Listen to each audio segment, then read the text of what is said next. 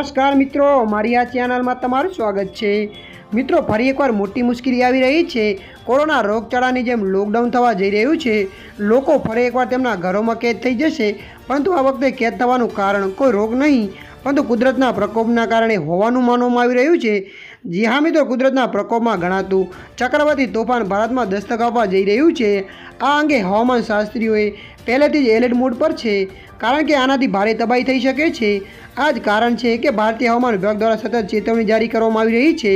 ચોમાસું તેના છેલ્લા પડાવ તરફ આગળ વધી રહ્યું છે, પરંતુ આ પહેલાં ચક્રવાતી તોફાનના અવાજે સૌની ચિંતા વધારી દીધી છે।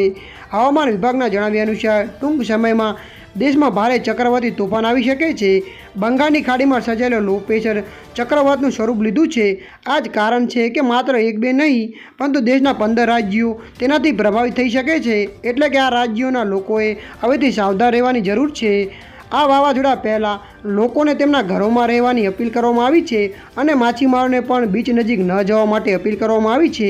IMD અનુસાર આ ચક્રવાતી તોફાન માટે હાલમાં કોઈ તારીખ જાહેર કરવામાં આવી નથી, પરંતુ અઠવાડિયાથી તેની દસ્તક દેવાની શક્યતાઓ છે એવું માનવામાં આવી રહ્યું છે। ત્યારે મિત્રો, હાલ માટે આટલું। મળીશું નવા એવા અપડેટ સાથે। જો વિડીયો તમને પસંદ આવે, લાઇક, શેર અને સબસ્ક્રાઈબ કરી નાખજો। ધન્યવાદ।